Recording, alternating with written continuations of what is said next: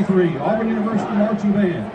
For your halftime entertainment, we celebrate the 43-year reign of the Speed Metal Kings, Metallica.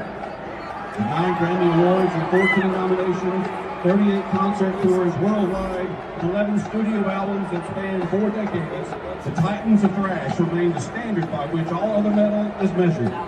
We begin with a 1984 classic from their second album, For Whom the Bell Tolls, followed by the 1992 tour anthem, Wherever I May Roam.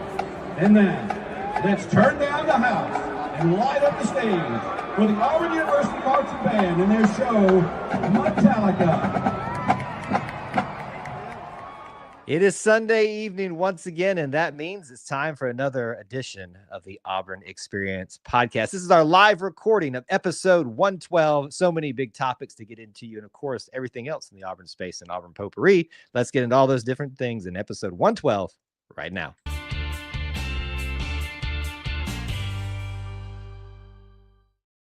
David Housel described it best. We are living the whole of the Auburn experience. You can quantify it, you can qualify it through a variety of methods, times, people, places, and things. But at its heart and at its core, the Auburn experience to us is all about Auburn sports, Auburn culture, and Auburn family stuff. An easier way to say it, if it's orange and blue, it's what we do. So we thank you for joining us in what we're going to do in episode 112 of the Auburn Experience podcast. I'm your host, Kyle Loomis, alongside me as always, and a little bit coming back from being under the weather, maybe, my good friend and yours, Austin Scott, back as co-host. How you doing, buddy? I'm good. Thanks for having me. War Eagle to everybody. Yeah, it's flu season, right? And it's made its way through Auburn fast and hard. So it has gotten me, but I'm coming out of it. But it is definitely here. So I always get a flu shot. With my dad being a physician, it's just kind of been always something we do. It's very easy. And that's just kind of, I know that some people believe in it, some people don't. But I just, for the life of me, cannot remember if I got it or not this year. But I know I got the flu, so I've got the normal immunity now. So you're double, well, whatever, you're double inoculized or whatever the word is. Probably just butchered that word. Either way, I'll tell you this much since you started. We pushed all that talk out of our brains. Yeah, I'll just tell you this much. I am deathly afraid of all needles. And so if I can avoid a shot, I will. And I know that's probably not a good approach in some things, but listen, I literally, my arm is going numb right now just talking about it. That's like it's a defense mechanism. And so when I go get my blood drawn, for your doctor's appointment that you're supposed to do every year, do I do it? That's up for debate. I literally go into the phlebotomist or whatever the term is. And I just start going to my happy place, which is Jordan-Hare. Right. Just go there, just the band's cheering, all that stuff. It's what gets me through. I still might cry a little bit, but that's only because I'm thinking about Jordan-Hare and not because of the shot. Right. All things being considered. Well, we appreciate Austin being here while he and his family and everybody, sounds like a lot of people in Auburn are having the flu run through their house. But on a good note, this week, Auburn celebrated its 169th birthday. She never looked so good. 169 never looked so good on a person than it did Auburn. I know you and I do this every year now, but we got to celebrate the thing that is the reason we're here pretty much. Yeah, without Auburn, we would not exist. I think that's safe to say. So 169 years. I'll be honest, that got me thinking toward 175. Honestly, that's just the next benchmark. That's not that far away. So it'll be really interesting to see all the fun that's planned there in coming up. But 169 years, she never looked so good. Kyle and I are planning our 175th birthday episode now, so just be ready for that. Are we? I missed those meetings, but that's sad that the main co-host behind this and the producer hasn't done any planning, but yet the other co-host has. Clearly, I need to be more on the ball, but it doesn't matter because we are happy to have another year with our beloved Auburn University, and certainly the Auburn experience goes beyond that. But it is one of those big things that you always go back to, and the reason why we're pretty much all here discussing what we're discussing. So happy birthday to Auburn University once again. We got to roll through tons in Auburn potpourri, but we wanted to start off with that tonight. We'll go ahead and tackle this right off at the start because it's breaking news in the sense that it occurred about an hour or so before we decided to go live here. And I want to start off by saying if you missed our segment last week talking about the student basketball, the lineup, the camp out, the stampede, you need to go back and listen to our discussion about that. There was a lot of things I think that needed to be addressed even outside of updates and stuff, but please do go check that out if you haven't in the last episode. I think it's the very last thing we discussed. But Austin, right before we went live about an hour ago, we got the news that they officially released updated guidelines, rules, regulations for what's going to happen with Jungle Village, not just in weekend games where there's a propensity to camp out or something like this, but weekday games as well. So I think you've got some type of summary. It's a little bit complicated. We obviously encourage you to go look up the tweet, the social media post from Auburn to get the full layout of everything, especially if you're a student. But if you want to give us the rundown, certainly do that. Yeah, it really impressive stuff by the administration. We said you're gonna have to get something figured out quickly. They had 2 road games this week to thankfully kind of work through some things, see what their first kind of jab at this would be. It looks like there's going to be 2 options. Basically, they'll decide what kind of game it's going to be based on if it is warranted a camp out or warranted as just a kind of a normal lineup game. So those are option A and option B. So for the standard queuing game or just the normal line game, there'll be 4 organized lines or quads that kind of determine based on how early you get there. We'll basically assign you to an area. So the first 2, it looks like you're going to probably make it in the lower area if you're a student, and the rest it's going to be depending on how capacity looks down there. If you're standing room only, that kind of thing. So it definitely spreads the love out in terms of not keeping everybody so focused in one area where there could be issues. And then for camping, camping game, which it looks like next weekend's Florida game, they're already determining that's going to be a camping game. It looks like students are going to want to have to use tents that they put forth and have approved for certain safety measures and guidelines that they need to register in that same kind of area. So 4 zones. They're going to do wristbands for each of these games again to help them kind of monitor the crowding.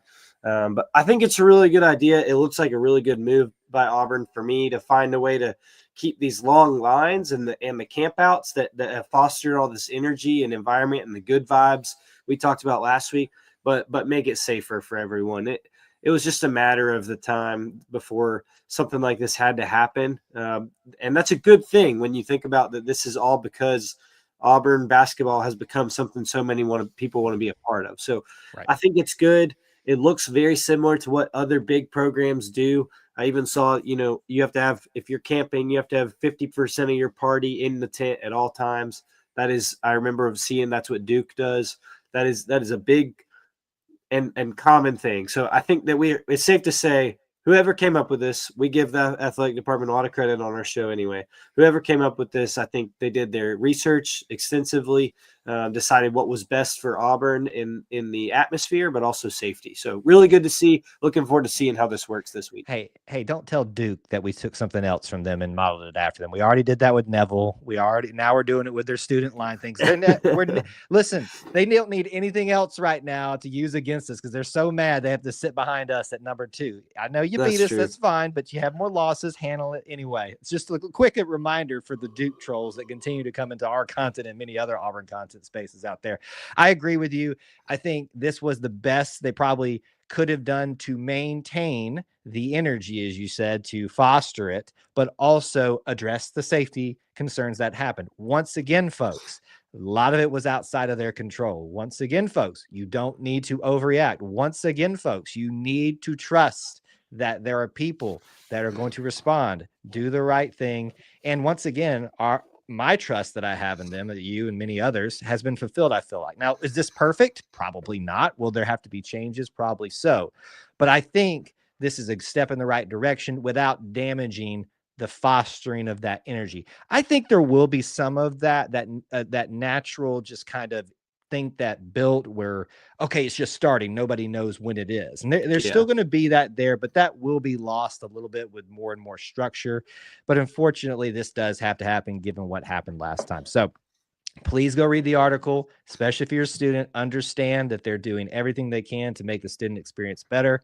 And certainly we're going to look forward to see how this works. I don't know if I'll be able to come document the first one, but certainly it would be interesting to do so if we're able to. We'll see what happens with that. Let's get into a couple of different things. I want to talk about a guy from Auburn, but I'm not just talking about the university. I'm talking about the high school, because Auburn, to start off last week, got a commitment, not for the 2026 class. Well, let's not forget, we're still technically in the football 2025 cycle. This one is for that class, maybe a final edition. Running back Omar Mabson of the Auburn Tigers, the high school, has reclassified from a junior to a senior and will join the 2025 class a little early. That was quite a surprise. I think it's very intriguing for the room, but I know this probably makes you happy as a resident of Auburn to see one of your own continue to stay with Auburn. Yeah, pretty cool to see Omar decide to stay in town and stay local and stay an Auburn Tiger. Omar's friends with a lot of the kids I'm around each day at work, and they have spoken highly of him, said that he's very excited. So really cool to see. Always cool to see an Auburn High kid want to stay home. That is a successful program that has a lot of talent, and so always cool to see. And definitely an area where I think Auburn was looking to add someone, not just because he's from Auburn High, because they need another running back. So really cool to see. I guess this Wednesday is the first Wednesday in February. That's when we used to all whenever it is. Well, this episode used to be looking forward to that, right? And now it's just an afterthought. So signing day is here again, but cool to see. And I'm sure Auburn will have plenty for Omar on Wednesday. Right. And here's the funny thing about this. There is somebody for us to wait and see if he actually signs, but I don't know that he's going to change his mind anytime soon. Now, there was a lot of interest building towards him from other programs, prominent programs, and might have gotten a little bit tricky had he stayed classified as a junior and had to go through that full cycle. So I wonder if it's a little bit of creative thinking ahead of the schedule for Auburn for him to go ahead and get him in, keep him a part of this room, kind of secure that for the future. I'm not sitting here saying that Omar is going to be the next best thing, but I'm sure going to root for him to be that. I just love the fact that a local, right in your backyard kid is still going to be part of Auburn. And of course, at the much beloved running back position, you're playing running back, even in just whether you play significantly or not at Auburn, the same team as Bo Jackson, as Carnell Williams. That is a really cool thing. So congrats to Omar, and we welcome you into the 2025 class. Let's switch gears to the professional ranks and to basketball. We're talking about somebody that we've had an opportunity to talk about a lot lately, whether it's being in the WNBA finals or some milestone, having her number retired. We're talking about, once again, DeWanna Bonner, who's probably, let's be honest, Austin, in the latter part of her career in the WNBA. Certainly. I don't think there's anything wrong with saying that. She is very well seasoned. She is very well accomplished. But the news came, and I missed this. You had to bring it up to me, that DeWanna Bonner is going to go be with the Indiana Fever, now leaving the Connecticut Sun. So why is that significant? Well, there's a certain name out there. Austin, who is it? Caitlin Clark. Caitlin Clark, that caught everybody's attention last year and, in college as well. So they will be on the same team together with many other big names as well. But that's an interesting thing, a 1-year contract for DeWanna Bonner to be with the Indiana Fever and see how this goes. See if she can bring her winning ways even more so to where there's a lot of talent already. Yeah, really cool to see. I believe DeWanna is still the 5th all-time leading scorer in WNBA history. We covered that when that happened. And she's only ever played for Phoenix and Connecticut. So for her to make a move, I think it's just a 1-year deal, one of those veteran year deals. But she's joining a really fun team, a really startup fun team that obviously has a lot of attention around the country with Caitlin Clark on it and some other young studs. So it looks like DeWanna is going to be the veteran face and atmosphere or culture in the locker room to kind of show the young guns how to do it and how to win, which is very cool. So I'm sure she'll have plenty of opportunities playing with someone like Caitlin Clark to be able to score more and maybe move up the list some more on the all-time scoring list, but will certainly be an addition to that team. So really cool. That'll be something for us to be able to follow as she kind of, like you said, heads to the back half of her career here. But man, that's a fun team to be a part of if it's your last ride. Listen, I love this because I love it when more eyes get on our people. I don't care if it's in the beginning of their career, towards the end of it, whenever. And you know that Caitlin Clark obviously draws eyes, attention, in whatever format and for whatever reason, as the superstar that she is. And so you combine that with an opportunity to see one of the best Auburn women's basketball, the modern era products, more frequently, maybe on a team that's going to continue to improve. She's going to teach them how to win at the next level. I love that. So I'm happy for Dawana, and I'm happy that we get to talk about her for at least another year. We'll see how much longer it continues. But congrats to her. And we'll see how one of the best in Auburn women's basketball finishes out her career, maybe, whether it's another year or so. Final thing that we want to discuss in potpourri, and I know we are a little bit over on our time, but we have to get this in. We're going to do a mini preview of Auburn softball. When I say mini, probably we could spend a lot of time talking about this, but we're going to try to smash this in here. So I'm going to give you guys some details real quick. We'll give you some quick overarching thoughts about it and maybe offer you some predictions at the end of it. So season starts this week. This is February 2nd. Happy Groundhog Day to all of you that are reliving it over and over and over and over and over again. Happy Groundhog Day to all you who are living it over and over and over again. Yes, thank you for running with the joke there. Mini softball preview here. We have, if I did my math correctly, 55 games starting this weekend, 31 non-conference games, which include the early part of the season and then in between the middle of the week games like you see in baseball. 24 SEC games, which is 8 series total. So, lot to look forward to there, and it's the beginning of the Malveaux era. Times the Maldo. I want to say Maldo and like combine two, but that was a really bad joke, and I'm going to not do that once. Nah. I'm getting no sympathy from Austin. He's like, look, dude, I don't even feel that well. I'm not giving you any sympathy tonight. Your quick thoughts, just opening up about softball starting and anything that's on your mind. We're getting into that. Lots of new faces, lots of new on the diamond and in the dugout. Lots of excitement. I think a lot of Auburn people are probably still wondering, how's this going to work? And I think that's fair because it's different. It's not new though. Like as we've talked about when they were hired, this has happened before. This is not a crazy brand new thing Auburn's just going to throw out there and see if it works. It's something that's happened before and something that's just different at Auburn, but will be very cool to see and see how they go about things. They're both very professional, seasoned veterans and have brought in some good talent so far that we'll just have to see how they translate to SEC play, but really exciting times. Yeah, it is exciting when you get to watch a new era begin because there is the unknown excitement of it. There's the hope that you're going to take that next step. And, obviously I ask for everybody to be patient, because you never know what happens in a transition period. Sometimes you have a 2013 season where inexplicably you make it to the national title. Sometimes it takes a couple of years to get things going no matter the sport. So we'll see how this shakes out. But just for perspective, I'll give you who we're playing in the SEC, the 8 series that we have.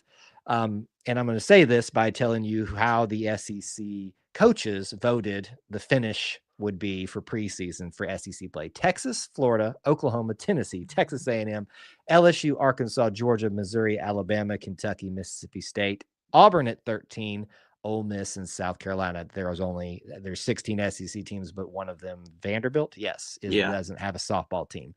So Auburn is third to last on that list. The people that they will be playing is Texas and Florida, 1 and 2 in that finishing list. Tennessee and Texas A&M, 3 and 4 on that finishing list. And then you have Georgia right in the middle, Kentucky and Mississippi State, which are right above Auburn, and then South Carolina at the bottom. So you look at that top half, just add Oklahoma there, and there's no way you get out of this thing alive. I mean, just correct. Thank goodness we don't have to face Oklahoma in the season this year. I do hate that we don't get to see Alabama.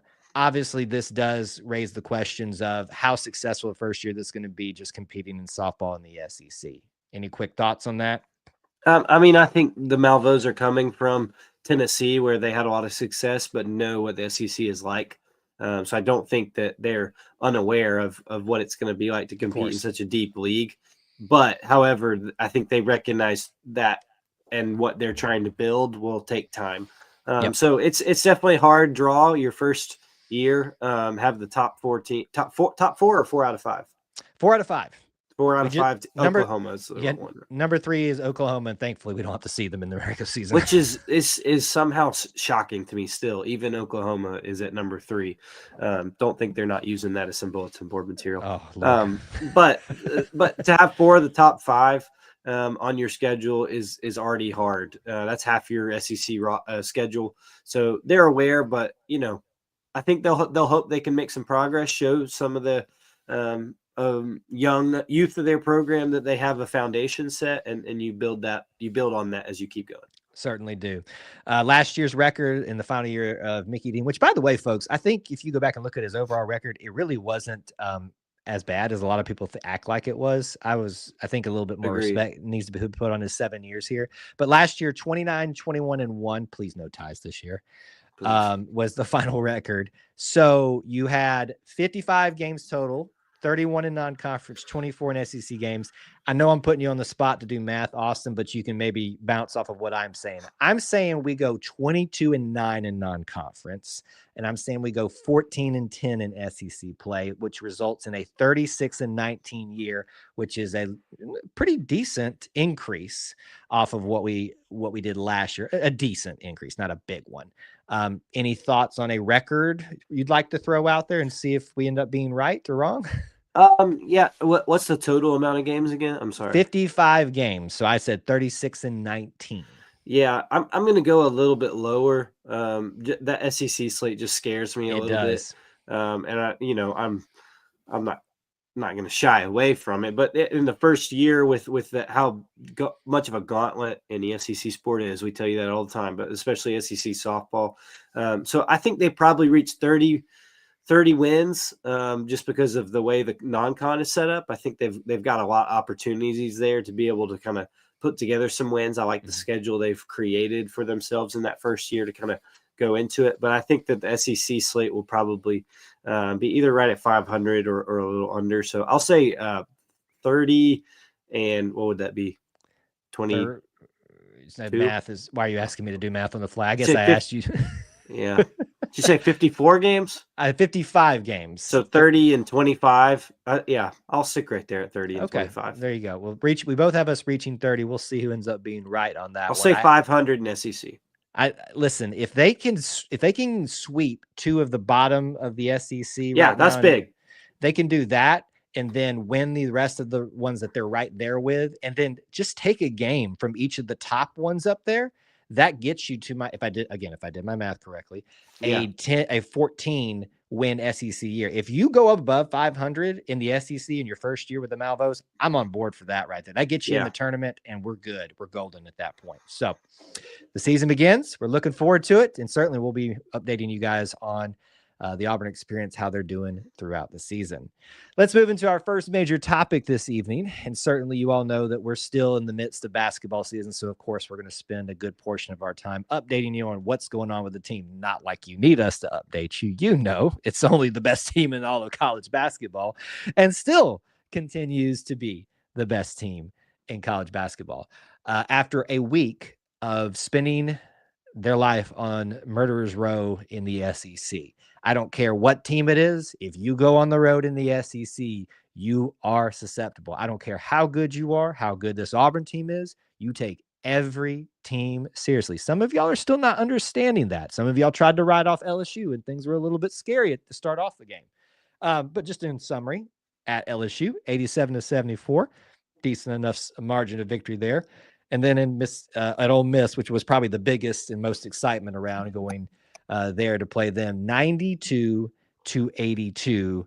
Auburn wins that one as well. So 2-0 on the week, maintain their number 1 spot, and it's a great, another great week to be an Auburn basketball Tigers. So let's start off with LSU, Austin, 87-74. Janai returns to the starting lineup officially after he already played basically as a starter in his first game back versus Tennessee from his injury. What did you think about his performance, the performance of the team versus LSU?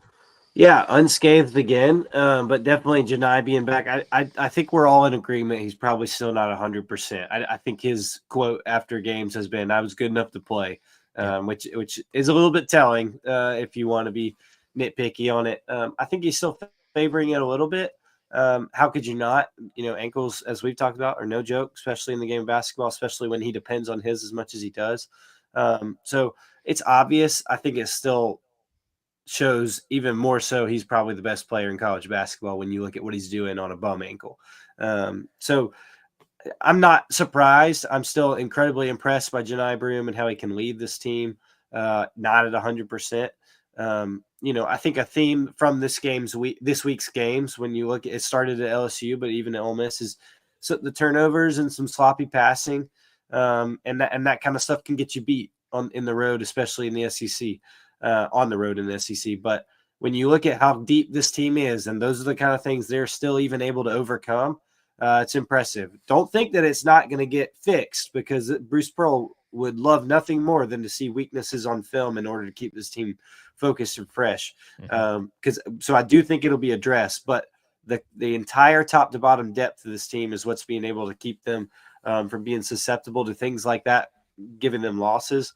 But man, I mean, just each night I'm nervous because I'm an Auburn fan, and I'm nervous because I want us to continue to do well, but they just continue to shine and blow out my expectations. Absolutely. And as they continue to win, they continue to shut down any narrative out there that says they're not deserving of that number one. The facts are just in their corner, that the competition that they're playing, but also how they're beating the competition on the road without Janai, with Janai showing that he is one of the best, if not the best candidate for National Player of the Year, with how he's performing on a not 100% ankle right now. So you talked about LSU a little bit. That one was the more secure win in terms of how Auburn was more in control at the end of the game. Ole Miss, you could also make the case that Auburn got control as we got closer to the end of the game, but certainly it was quite interesting because Ole Miss and Auburn have had quite the history in basketball. It's very much in Auburn's favor lately under Bruce Pearl, but it has always been close. It has always been, shall we say, fiery. Marshall Henderson names, when you had to face coaches like in the past, Andy Kennedy, Kermit Davis. And so you know what you're going to get, whether you play them. You would play them twice every year. And they obviously had us on their, we'll call it their their bulletin board, because apparently there's a rumor out there that the students were given permission to storm the court if they beat number one. And what do you think about that? Obviously we win 92 to 82, but any thoughts on Ole Miss continuing the antics with us? I'm not surprised. I think Ole Miss wants to beat us so bad. And that's, I'm sick. I've said be, not beat. I think that's both, but I think they want to be us so bad. It was a slip that was not intended, but it was appropriate. It's just, I don't think that Ole Miss I think they have everything they would like to be. They built a brand new stadium that is supposed to be similar to ours, but bigger. They continue to make sure that we know that we wanted Lane Kiffin and that they have Chris Beard. And I just I don't subscribe to Ole Miss. I'm a hater against Ole Miss. I'll just say it right here. I do not like them. And so to get our 7th straight win over them is totally fine by me. They camped out. They were very proud to say they camped out against Auburn. That's fine. Make sure we all note that they camped out not to see Kentucky, to see Auburn. And not to see Bronny James, but to see Bronny James, Yahoo. I just think that Yahoo Sports, not Bronny James. He might be a Yahoo. I don't know him. So I think that Sick Austin is on another level. Yeah. I think that I'm not surprised that they were willing to do that. I think that they want so badly to have a moment like that, and for that moment to be against Auburn. They'll have to try again next year, though. But we'll see. I'm glad we get to play them again. I do think that Ole Miss is always a challenge for Auburn, and that one we're able to do well against, but that is one we need. Yep. Kyle, did you happen to see the student section T-shirts? I did not get a good look at them, but what are you wanting? It said like roundabouts, basketball, chicken on a stick, Ole Miss. Like that's just the word, and I'm just like, what? Like, don't do yourself. You're in Mississippi already. Like, don't do yourself any disfavors by bragging about your chicken on a stick.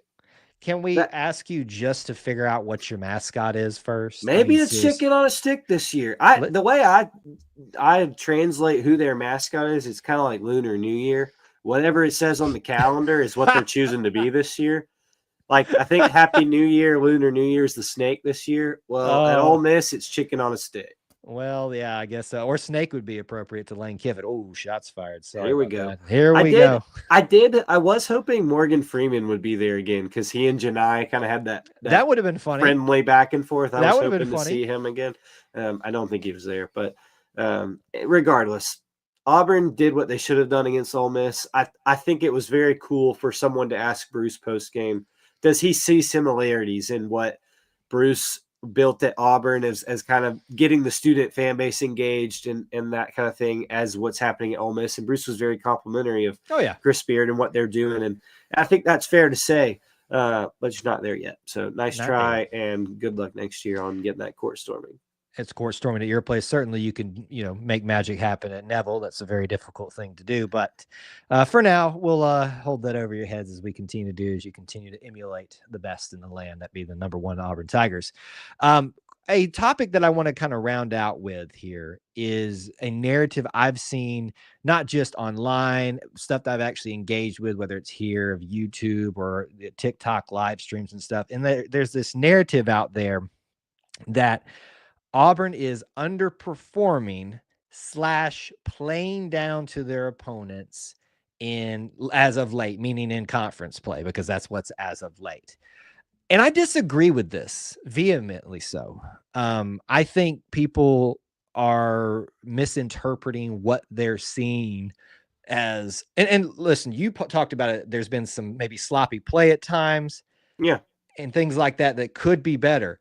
But you also have to give credit to your opponent. And folks, this isn't just me trying to build the narrative that Auburn is playing in the best conference because it helps us build us up even more. This is just the reality. These are the facts. These are the stats. There's a reason there were at one point 13 teams predicted to make the tournament this year. The SEC is tough. So what I think that we are seeing, Austin, what people are misinterpreting is Auburn has now moved into what is ironically the toughest part of their schedule, given what they had to play in non-conference play. And it has gotten more difficult. Turnovers happen more because you're playing against better defenses, more athletic teams. NIL programs are just rampant in the SEC and bringing in talented players. That is my interpretation. And I understand that everybody's entitled to their own opinion. I just don't agree with the narrative that Auburn's underperforming / playing down to their opponents. What say you? Yeah, I don't either. I think if you want to use the Ole Miss example as one microcosm of it, you're favored by 6 and you went on the road and won by 10 and put up 90 something. I just don't subscribe to that theory that that's playing down to an opponent, especially a top 25 team at home. But I think also it's something, and we've heard this a lot throughout this conference season because the SEC has been so good, is that the league has taken a step. This is not the SEC of 10, 15 years ago. If Auburn being #1 in the country is not the most evident example of that, I don't know what to tell you. But this is not the league that it was, where it didn't care about basketball. When football season was over, it was on to signing day and it was on to spring training and all those things. This league has taken and invested a lot of resources and money into coaches and facilities and fan engagement to make it better. So the competition truly is better.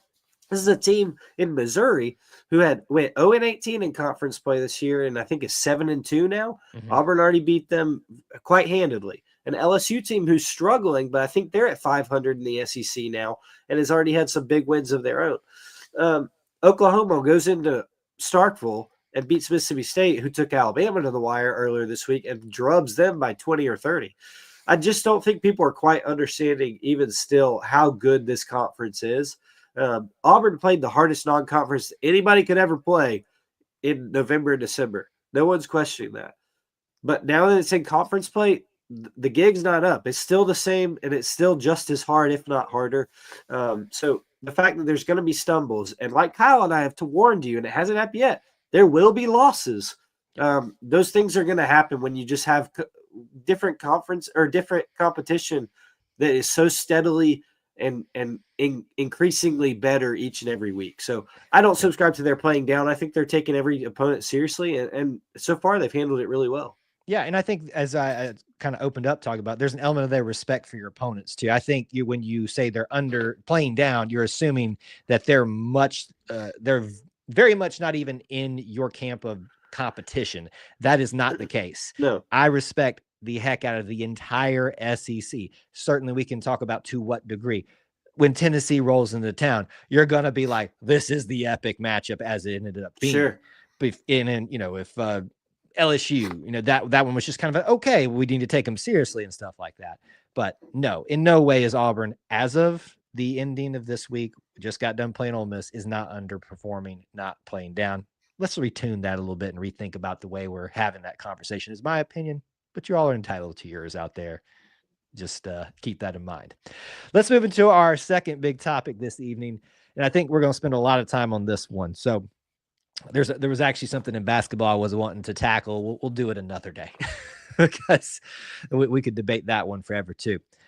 This next major topic is about renovations. And this was another conversation piece on social media, on, I'm sure, message boards and all the great conversations that happen on those places from time to time.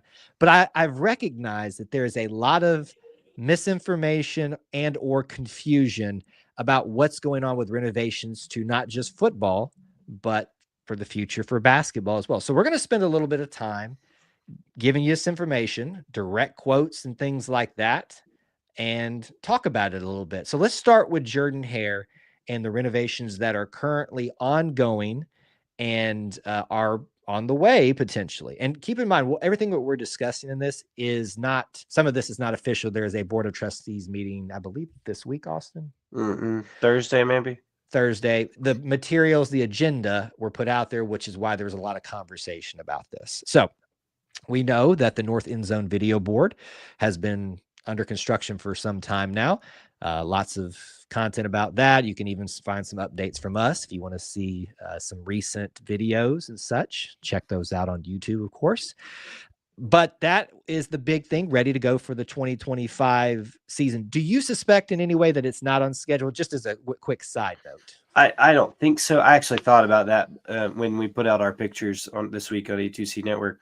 I don't think so. It just seems like something, it's not minor. I shouldn't downplay it, but I do think that it's one of those things that maybe there could be a hiccup, but I think they've given themselves enough time to kind of embrace for all those possible hiccups. I don't know, like a 5-day snow week. Yeah, but they got some pretty awesome shots from the stadium and from I'm sure from that crane because of that being up there. So you kind of like, even if it, got it's a wash. It's a wash. Listen, we got some pretty awesome content. I say the university and athletics department from that. So certainly we expect that to be ready for the start of the 2025 season. But as continues to be misunderstood, folks, because you always see these comments, or they should have expanded, they should have added more seating. Folks, please. I'm having deja vu. It's Groundhog Day. Are you twitching right now? Yeah. Please do yourself a favor. Before you type something in comments, before you make your big grand statement, go read the articles and actually don't just read for what they're looking for or whatever. Take the time to thoroughly read, because you will get usually all the information. I'm talking about direct from the Auburn University. There are great reporters out there that put information out too, but I'm talking about go straight to the source. You will have seen that this was always the plan. I'm going to read that future stuff was coming. I'm going to read a blurb from it right now, and how they alluded to future projects after the video board. Quote, "This project marks the first step toward modernizing the north end zone of Jordan-Hare. The video board and supporting structure have been intentionally designed to stand alone behind the current seating bowl, enabling future north end zone improvement opportunities to utilize the concrete frame as part of future projects." So there's your quote, folks. It was always part of the plan. This was the first steps. For those of you that are screaming about expansion, there's other details that we need to discuss there if that's time for that. It's coming. It's literally said right there. So that brings us to this week. And actually before that, back in September, a multi-use end zone facility utilizing that frame that they just talked about was announced as it was in initial approval processes. The quote from there, the addition will combine premium seating, concessions, stadium support facilities, along with versatile conference event spaces, retail venues, student activity spaces, meeting rooms, as well as future shell space, meaning extra space to do some stuff with. So folks, you got this back in September. Expansion is coming. More of this is coming. So now this brings us to this week, Austin, where in the agenda meeting notes you saw what will be a vote to approve who is going to be working on that project, the multi-use end zone facility. And that is apparently HOK Architects of Kansas City, Missouri, as well as Robbins and Morton of Birmingham. So have I done a good job painting where we're at? If I left anything out in your mind? Yeah, no, I think you've painted it perfectly. This has always been a step that can help Jordan-Hare Stadium improve. No one's doubting, or no one's saying that Jordan-Hare Stadium does not need to or cannot expand seating. I think that there has to be certain measures that get done first before they can do that, and this is one of those that makes sure that they're covering their bases. I do not like when things are rushed into something, or when something's done and then you got to backtrack. I think the athletic department is doing a good job making sure they're going about this methodically, cost effectively, and doing revenue generating. Correct. Revenue generating with concessions and premium spaces and all that stuff. All that brings in more money, which seems to be at a premium these days in college athletics. So really cool to see. It will be cool to see the final kind of structure and what it looks like. And I think even then, after I say this wishful thinking probably, but even when the final structure is done, I think there will be a way for us to see where other pieces can go in. I think that it won't look like Legos. Like there'll be, oh, there's a hole there where they'll just put on another thing. But I think that it'll be able to see maybe what the grand plan is hopefully looking like once we see this first part done. I've got a vision in my head. I just got to share. This is such a related tangent, but for some reason my algorithm, I'm getting a lot of videos. You remember like growing up, Power Rangers, the Zords that combined together? When you said pieces like Legos that would fall, I'm thinking of, form the Jordan-Hare Megazord or whatever it was called. Yeah. And then the pieces come down. They just come down. Yeah. The expansion. If only it was that easy, this would be great. This would be great. Nobody would have to complain in the comment sections ever again that, oh my gosh, we got to have expansion. Okay. Anyway, this multi-use facility isn't specifically saying that the general public is getting an expansion seat. It does say premium seating. We get you. We hear that, folks. There is a step. There is a reason that we're doing things this way. You can't just simply say expand it. It's done. First of all, I said we were going to get into it, but there's a reason things happen this way. But hopefully that clarifies, because I had some personal requests from friends and stuff to explain it a little bit. And we're probably leaving some parts out of this, to be honest with you, but I feel like we've given you at least some direct quotes. You could do your own research as well, but a picture of where we're heading. And obviously this vote that's upcoming for the multi-use facility.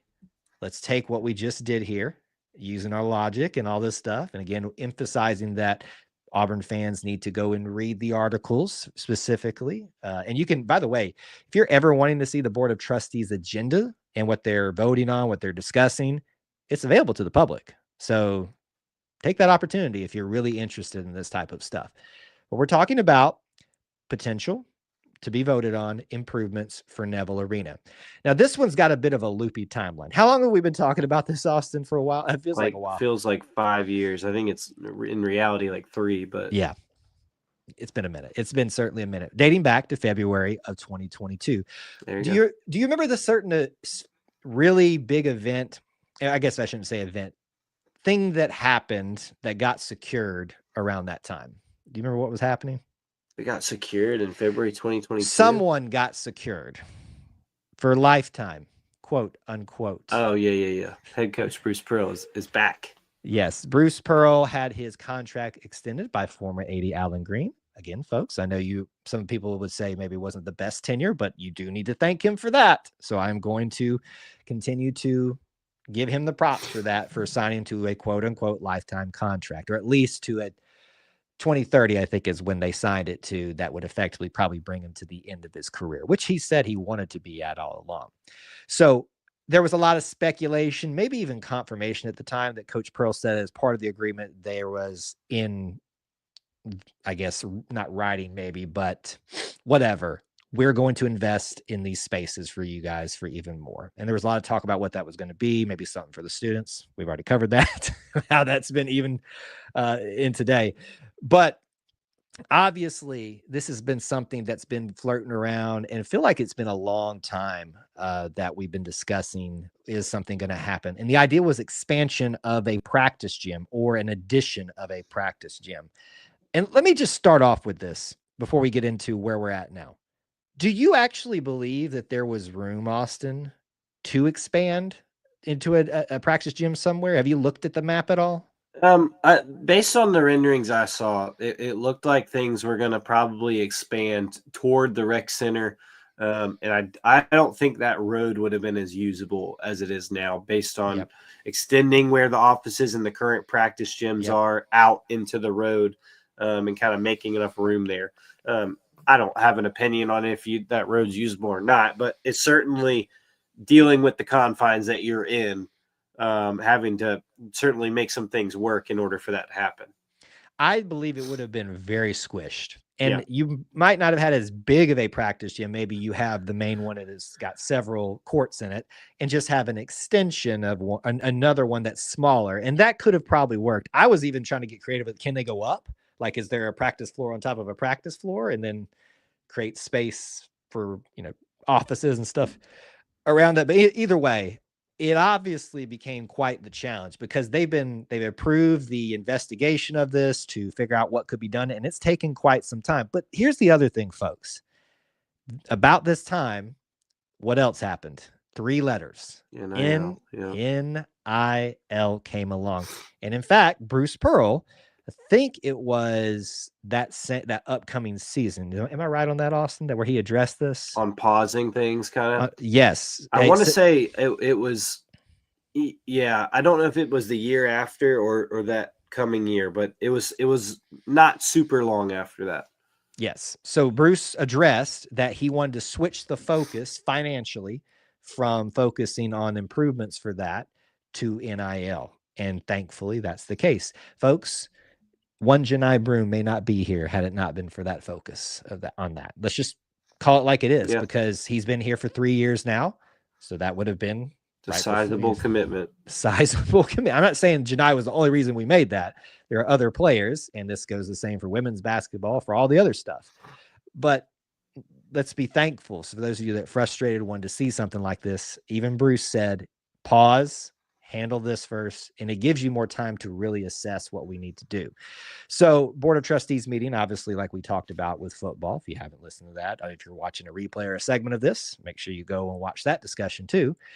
They put out their meeting minutes. The vote and a meeting is coming up later this week. We're recording on the 2nd of February, and they'll vote on what is going to be called Neville Arena Team Support Improvements, a $9 million project.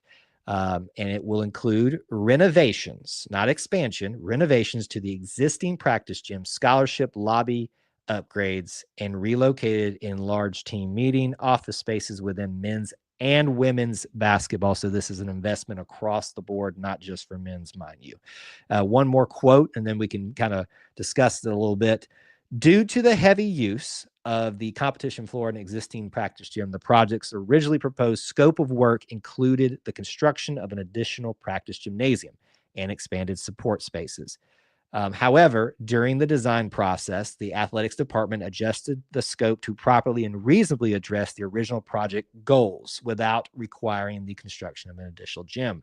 The athletics director and coaches, all these are in agreement, all 3 teams, I would assume that means volleyball, are very supportive of it and are excited about the changes to the team spaces. So there you have it. This isn't something that was done in haste. This is something that obviously is with the support of all of the athletic people that will be utilizing that as their primary space. Remember, gymnastics has their own space.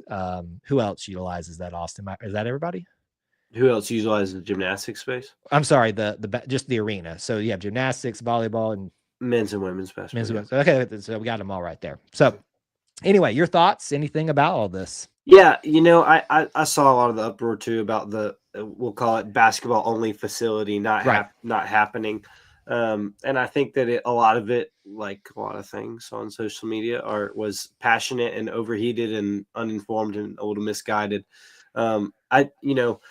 I think that we all want to say that Bruce should get whatever he wants. And I think that that's a totally fair thing to be able to say, and great principle. I don't think that it's necessarily always possible to make happen. Bruce has done everything for Auburn men's basketball and more. However, with certain resources and the way they are, like location, like money, different things just aren't as unlimited as we would like them to be. I do think that renovating this space is good as long as it meets all the needs that were needed met when you thought about a basketball only facility. I don't question that there's issues with all those teams sharing a space and who can practice when. Why I want to go get shots up. You can't right now. Practice being used for so and so practice, or courts being used for so and so practice. I think that this could allow an opportunity for there to be a space for each team, and it not be as annoying or as crowded as it is right now. I think that these student athletes, and I mean all of them, not just men's basketball, work incredibly hard and have a desire to be better at their craft each and every day. And at their current state, the arena might not be able to do that. Right. A $9 million renovation is nothing to sniff at, and I think that this can do something that helps that. Certainly, I'm of the opinion that I think a basketball-only facility, just like Walsto's football facility, something that is a absolute mega ship, mothership, Star Wars type looking thing that gets all the national people talking, is what Auburn basketball needs in order to continue to maintain itself as a blue blood and an elite program. Sure. At this time, and with what's to come on college athletics revenue sharing and all the changes still to come, it might not be the most feasible option right now. Right. I don't think Bruce is super, I don't think he was super surprised, but I'm sure he's disappointed. We all want something better.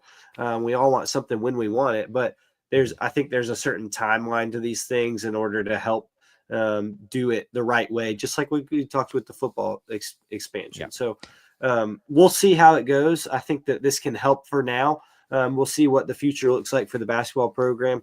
I'll be honest, though, too. I think that what can help the basketball program is having people step up to donate and to help say, I want to earmark it for these things. I'm not saying that's not happening, but on the certain levels that other things are happening, maybe those are to come as Auburn continues to get more successful, puts more guys in the league. I think you can see an easy path where baseball has a lot of donations for it because of the success they've had in putting guys in the major leagues and things like that. Yep. Auburn's basketball is working towards that. So hopefully this is a start of things to come, and we'll get down the road. Absolutely. I couldn't have said it better myself. I think it's important to remember that the goals were important, not exactly just getting what was originally envisioned. Goals matter, not necessarily the high blue sky dream. So that is being met. Everybody's on board with it. And hopefully they will, maybe this by the time you're watching or listening to this, the vote will be yes. And we can start seeing something, hearing about something, because I know that's what everybody wants, is what's the best for Auburn, for men's and women's basketball, for volleyball, for everything Auburn. And I know that's at the heart of the discussion. Just do yourself a favor. Make sure you're informed before you make your comments in places like social media and stuff in the future. Anyway, that's all out there for you guys. Thanks for letting us spend some time talking about renovations. And that's going to do it all for episode 112. We covered a lot in this show, as we typically do. Thank you guys for sticking around with us to listen, to watch, and be a part of episode 112. If you want to keep up with me, do so on X at Kyle Loomis 24. Where can they find you? Yeah, Austin G. Scott, X and Instagram. I was not at any games this week, so I'm glad I don't want to hear anybody talking. We still went 2-0, which if I'd been there, I mean, my record speaks for itself. But we'll see which ones I end up at next. Well, chances are you will end up at something else and send us a picture in the Conquer Club. Just kind of if you want to know where I'm at, that Conquer Club knows. So if you want to know if we got a good chance of being upset, just know if we'll know. Yeah. Thanks for hanging out with us for episode 112. Until we talk to you again, War Eagle. War Eagle. All right, folks, that's the end of the show. Thank you so much for being with us. Austin is tired and coming back from the sickness and has got to go take care of a family that is very sick. Final thoughts for you. Thanks for having me. Sorry for everybody hearing all this up here. Hopefully we're getting through it. But wash your hands, do some hand sanitizer, and stay safe out there. We will do so. Thanks for hanging out with us, buddy.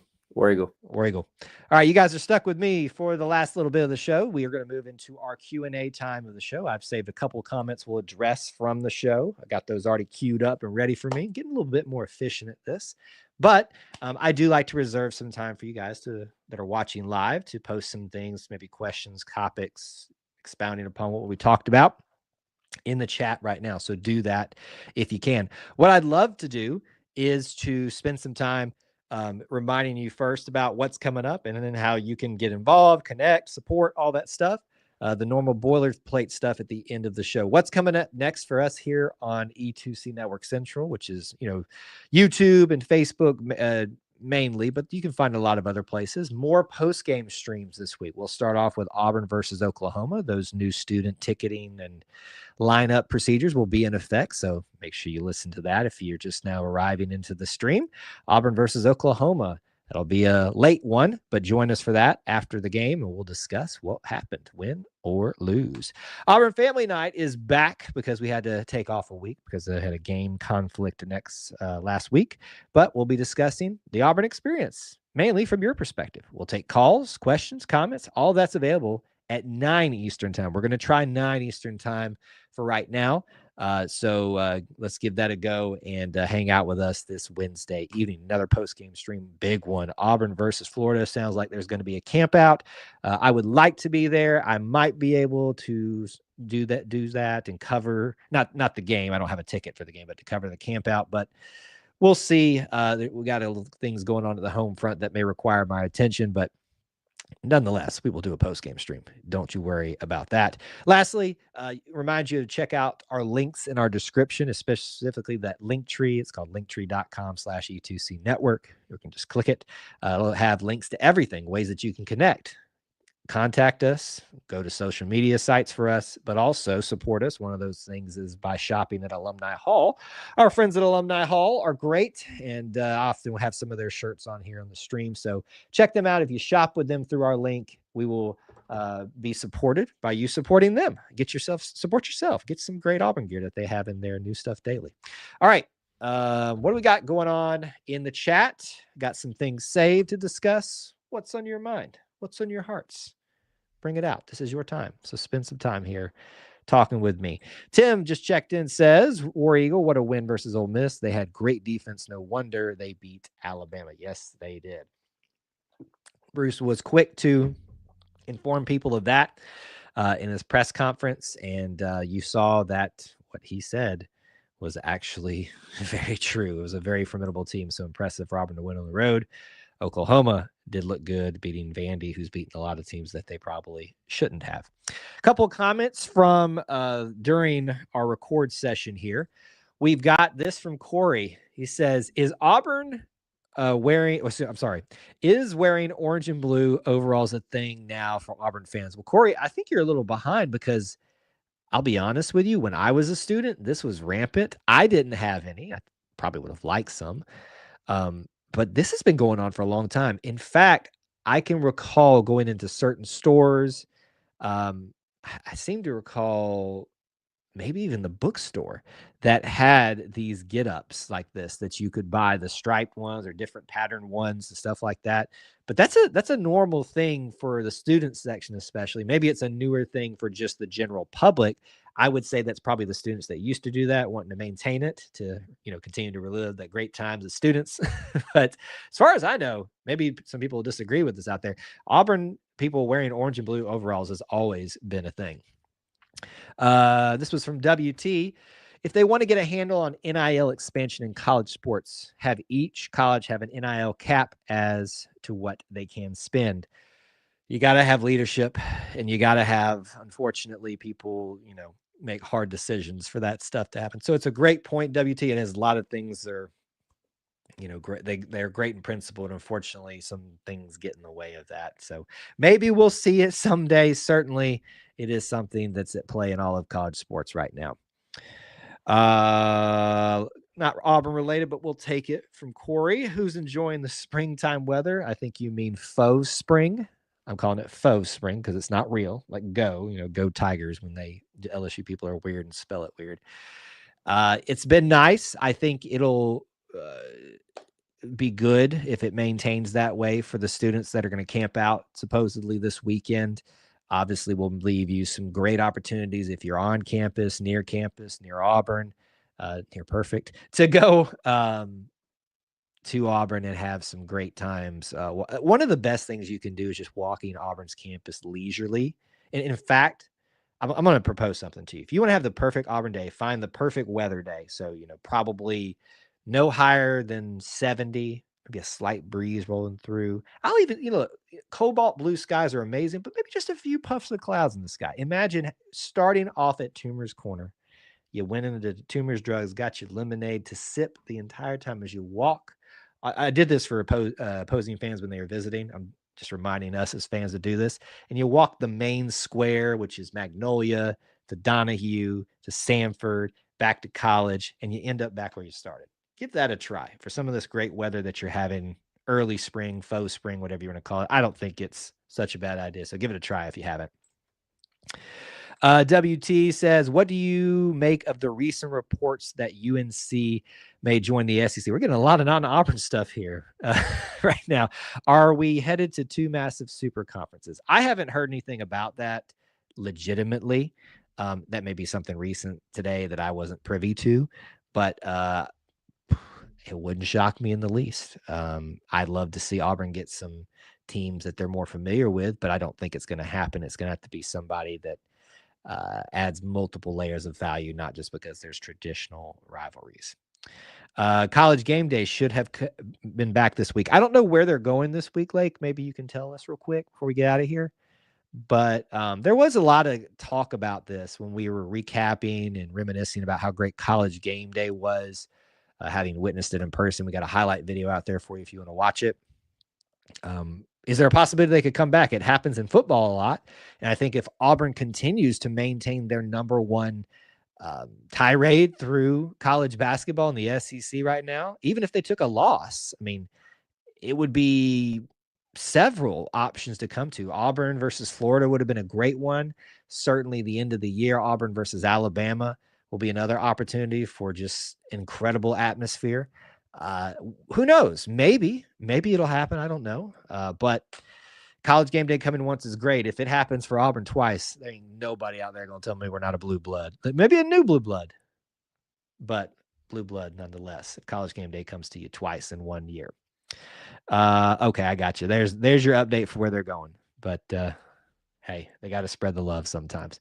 All right, we're going to get out of here. Thanks for hanging out with us. Good show and good commentary. And thank you all for continuing to be part of our little family within the Auburn family. We appreciate you so much. Oh, wait, let's see. We got one question here. Do you know where Austin got that awesome Auburn hoodie he wore? I do not know. Next time you'll have to ask him or put it in the chat early, and he'll remember to address it before he gets out of here with us on Sunday evenings. Thanks again for hanging out, being part of our little family within the Auburn family. You guys are awesome, and we love spending Sunday nights, Wednesday nights, and any other opportunity that we get to spend time with you and the Auburn family. Till we talk to you again, War Eagle.